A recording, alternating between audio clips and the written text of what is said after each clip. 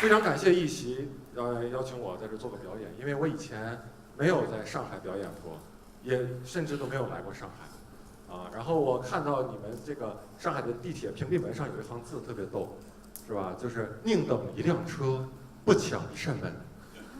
哇，我第一个感觉就是上海民风什么时候这么彪悍了，都开始抢门了，就感觉上海人很暴躁，是吧？在地铁站里，妈的，要不是这扇门我就上去了。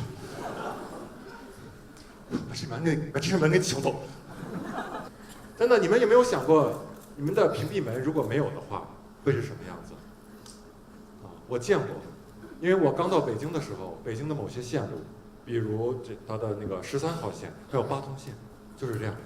你说它没有屏蔽门吧，它还有屏蔽门呢，它还一直开着。所以当时我想，这个门的作用可能不是防止我掉下去，而是规定我可以从哪里掉下去。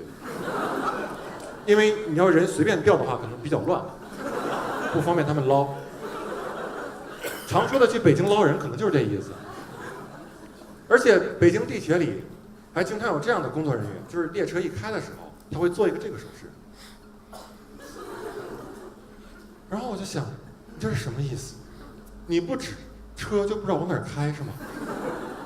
那个地铁的司机在驾驶室里到站了，一想，哎呀，下一站往哪儿走？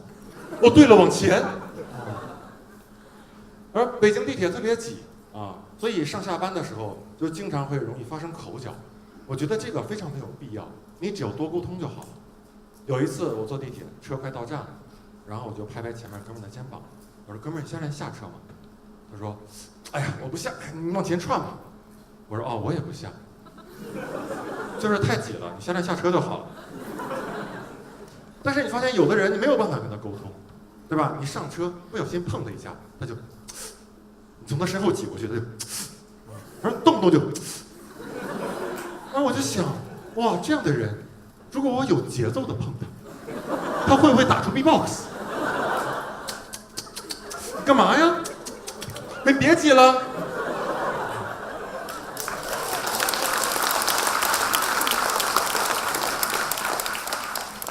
我想跟大家分享一件我在北京发生的真事儿，就是我有一次因为总咳嗽去医院看病，然后我按照大夫的要求把各种检查结果拿到他面前，这个大夫看了一下我的那个片子，说：“你肺没有什么问题。”然后又拿起血常规，说：“哎呀，你这白细胞也不高。”然后就沉默了。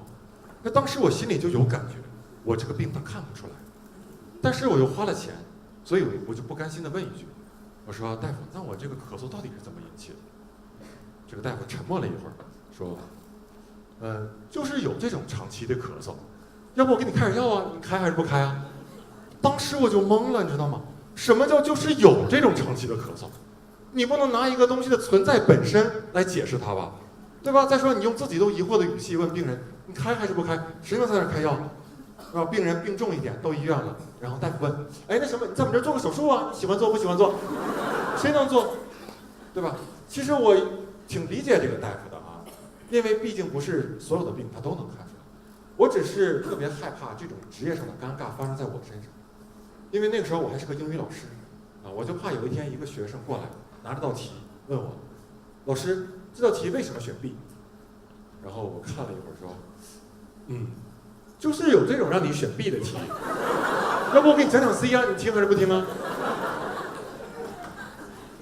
还有一次也是个真事儿，我去内蒙古的呼和浩特演出然后我逛了一下当地的图书馆，口渴了，我就出来买了瓶红茶，没有喝完，刚想再带回去，到门口就被那个保安拦住了。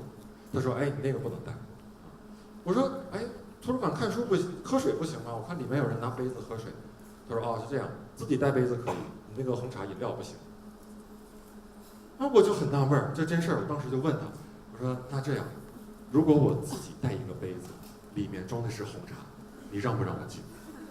他说：“那我们管不了。”我想那什么意思啊？你是歧视我的塑料瓶子是吗？所以我就又问他，那这样，如果我带一个空的塑料瓶进去，里面没有红茶，你拦不拦我？他说：“那我们更拦不了。”于是我就在他眼皮子底下把那瓶红茶喝下去了。注意，不是喝进去了，而是都含在了嘴里。等一过了安检，我就在他惊愕的目光下，把所有的红茶呱就吐了进去。没有办法，你应对这种荒谬的规定，只能用这种荒谬的方法去。当然，你们不要以为我是那种恶心的人，那个红茶肯定是没办法喝了，对吧？我就给图书馆一个小孩了。没有关系啊，没有关系。说到喝饮料呢，有很多人都喜欢喝咖啡。我觉得喝咖啡真的是一门学问。有人觉得喝咖啡的学问在于咖啡豆的产地、咖啡豆的烘焙。其实我觉得喝咖啡最大的学问在于喝它的时机。我曾经因为没有掌握好喝它的时机，被迫喝了1周的咖啡。基本情况是这样，就是第一天上课困得不行了，下午出去买杯咖啡，晚上失眠了。第2天上课困傻逼了，出去买杯咖啡，晚上失眠了。第3天上课困傻逼了。哎，你懂我这意思啊？时间有限，不把这1周的都说了啊。我幸亏有个周末够我缓冲一下，要不然我能一直喝到过年。而且我这个人本来也不是特别喜欢喝咖啡的那种人，我喝它只是为了提神。所以我觉得到后来，为了方便起见，我可能不会特意去买杯咖啡，而是随身带几包雀巢速溶。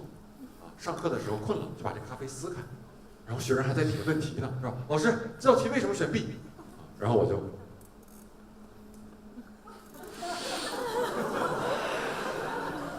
这时候学生在底下，我懂了，老师，就是有这种让我选 B 的题。前2天我看了场京剧，我发现京剧开场的时候，经常会有一个跑龙套的演员，无缘无故的就在舞台中间翻跟头，啪啪啪就这么翻。每当这个时候，我都在想，我靠，这个舞台是有多烫，他根本站不住啊，在上面。所以必须手脚并用，真的，你看有的跑龙套的演员，他从舞台的一端翻到一个地方来个大空翻下去，为什么？因为那个地方最烫，他连碰都不敢碰。所以你看那些主角上场的时候，你观察，首先他都穿着底儿特别厚的鞋，对吧？其次，你看他走路一步一停，特别小心，他的心态基本是这样的：烫不烫？烫不烫？烫不走，烫！哇呀！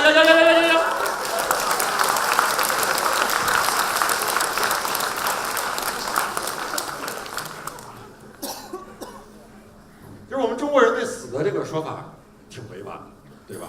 比如你撂下电话跟你妈说：“妈，你记得小张以前来咱家吃过饭没？”你妈说：“记得。”怎么了？他爸没了。哎，你一说没了，别人就知道这是人死了。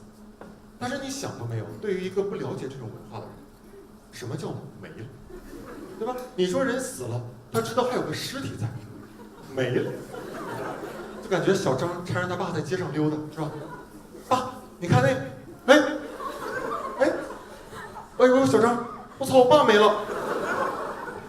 而且可能因为死这件事情本来就很沉重了。所以你没有办法用严肃的文学性词汇去描述它。比如你撂下电话跟你妈说：“妈，你记得小张不？以前来咱家吃过饭那个。”你妈说：“记得。”怎么了？他爸灭亡了。那你妈还得问：“是吗？啥时候灭亡的？”这时候你感觉他爸不死在18几年都对不起这个问题。我还发现这个男人和女人老了以后，一个非常大的区别是什么？就是哼歌。老太太哼歌，你能听出来她哼的是什么？非常优美，一个人怡然自得的感觉。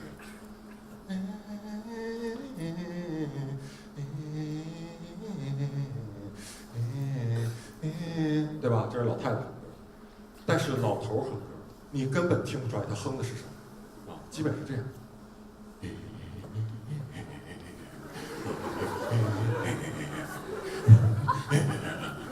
我靠！你感觉他哼的不是歌，他哼的是他脑子里的杂音，是他的潜意识。每当这个时候，我在旁边听的这个胸闷啊，然后我也，老头以为我也在哼歌其实我在念地藏王菩萨经，我寻思赶紧给他超度走得了。真的，等我老了以后别的老头都拿个拐棍，我就拿个电棍。我哼歌的时候，只要有人在我旁边哼，问都不问，直接出。是不是超度我呢？是不是超度我呢？我觉得有些电视广告是很荒谬的，你们发现没？比如以前有一个香皂广告是这样的，一个小孩洗完手以后说：“妈妈，我洗干净了。”然后他的妈妈看看他，对他微微一笑。可是真的洗干净了吗？然后把他的手拿来放在显微镜下一看，哇，果然还有很多细菌。这个香皂管不管用吗？不敢肯定，但他妈肯定是个处女座，对吧？谁家没事背个显微镜，洗完手还照一照啊？你家有这样的父母，你能受得了吗？过年的时候包饺子呢，你过去拿起饺子皮儿，你妈对你说：“洗手了吗？”你说：“洗了呀，刚才在那用香皂洗的。”然后你妈对你诡异的一笑，可是真的洗干净了吗？然后把橱柜打开，然后拿出个显微镜来给你照一下，对吧？还有洗衣粉的广告啊，以前有一个广告是这样的：一个小男孩穿着崭新的白衬衫出去，过一会儿造得像泥人一样的回来。这个时候，他的妈妈看见，不但不骂他，反而是蹲下身来，手里拿着袋洗衣粉说：“不怕，我有啥啥啥。”你们谁看完这个广告以后还想要那个洗衣粉？我想要那个妈。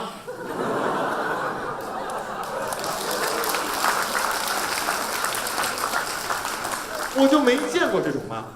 你知道每年有多少小孩因为看了这个广告以后受到无辜的伤害？啊，傻逼小孩穿着白衬衫出去了啊，特别高兴，看见沙子堆往那一滚啊，好快乐，好快乐，好快乐，好快乐。然后旁边小孩就说：“哎，你这样不怕你妈妈骂你吗？”“不怕，我妈有啥啥啥。”旁边小孩摇摇头 ，Too young, too simple。看见我脑上这块疤没？傻逼小孩说：“衣服弄脏了被你妈打的。”“不是，以前跟你一样吹牛逼，被雷劈的。”还有，我发现有些电视剧里演员的演技特别的做作，对吧？尤其是表现撒谎的时候，就是生怕你看不出来他在撒谎。比如有一部电视剧叫这个《秀秀的男人》，里面有这么一段：一个正义的男人对一个坏女人说：“快告诉我，秀秀到底在哪儿？”然后你看这个坏女人，从她说第一个字起，她的眼睛就不停在眼眶里打转。啊，秀秀，秀秀，我也不知道呀。我们今天一起出的门，但是到了街上我们就分开了，太假了，对吧？你那黑眼仁是 Windows 屏保吗？碰个边就反弹啊，对吧？本来以为这就够蠢了，结果那个男的来一句：“你最好不是在骗我。”然后扭头就走了。天哪，连小孩子都知道不能这么撒谎，对吧？我小的时候，老师把我叫到前面去，问周奇峰作业呢？我都是一脸真诚的迎上去：“老师，我作业忘带了。”我怎么可能？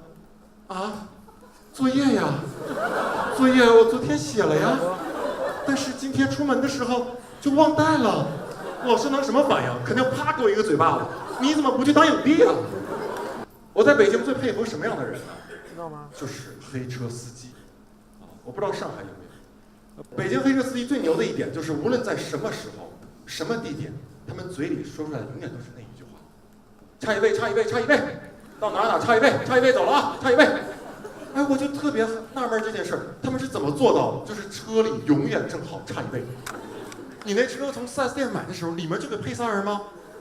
对吧？去 4S 店了，然后那个店员问说：“先生，您买车有什么用途？”啊，我就寻思晚上没事拉个活什么的。先生，那来个黑车套餐吧，来上仨人坐车里。啊，先生放心拉吧，到哪都差一位。我就特别烦黑车司机这么骗我。然后有一次我回家比较晚了，没有公交了。我就跟着一个喊差一位的司机走到他车里，我拉开后车门一看，我靠，一个人没有，我是第一个。你们一般人这时候会有什么样的反应？就骂他骗人，不做了，对吧？但我是个脱口秀演员，我一句话就让司机木那儿。我说：“哥几个往里串一串呗。”谢谢啊。然后又坐进去，我瞅瞅司机。走吧，我满了。哇，这一路车里非常的安静啊。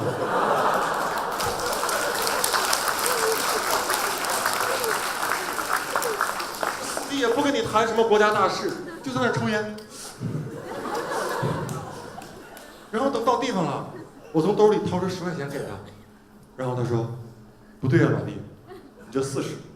我说，哎，上车的时候不说好的1人10块吗？然后大哥抽口烟，他们说把钱都给你了。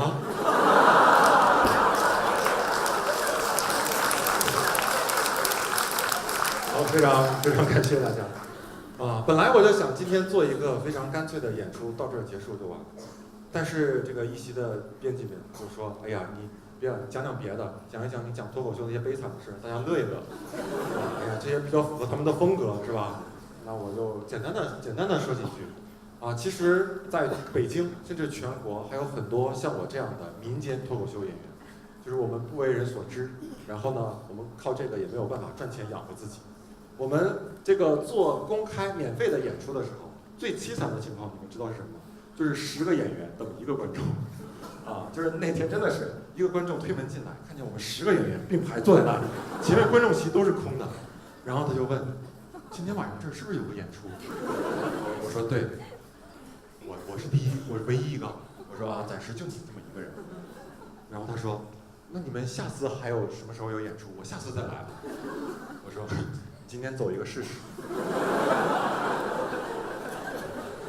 这就是我们最悲惨的时候啊！但是很多人还是都在坚持，为什么呢？就是因为非常的热爱。比如我最初为什么喜欢上脱口秀，就是1年多前，我看了美国一个很老牌的一个脱口秀演员的专场视频 Jerry Seinfeld。然后首先这个舞台的布置我就非常喜欢，就是一个高脚凳上面摆了一杯白水，非常的简洁，非常的打动我。然后这个 Jerry Seinfeld 在1个多小时的时间，用非常幽默而睿智的语言，还有那种对生活非常细致的观察，把整场观众都折服了。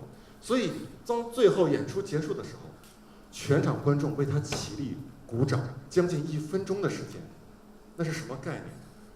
当时我看到这儿的时候，不瞒你们说，作为一个大老爷们儿，我突然就哭了就迷之泪点，不知道为什么，就好像突然顿悟了，就觉得哇，如果这个世界上还有什么东西能够打动我，能够让我觉得我这辈子没有白活，但就是这个，就是脱口秀。所以我就毅然决然地开始讲脱口秀。现在1年多了，那我总体的感觉就是非常的快乐比以前快乐多了。我认为就是觉得我找到了我自己。所以今天我在这儿呢，我想送给大家一首小诗。然后我希望大家不光能多关注脱口秀，我也希望大家都能找到你们自己的人生的顿悟的那一刻，就是找到那个能打动你的东西。这首小诗就是《水浒传》后面鲁智深在圆寂之前写的一首小诗：平生不修善果，只爱杀人放火。忽得顿开金绳，这里正断寓所。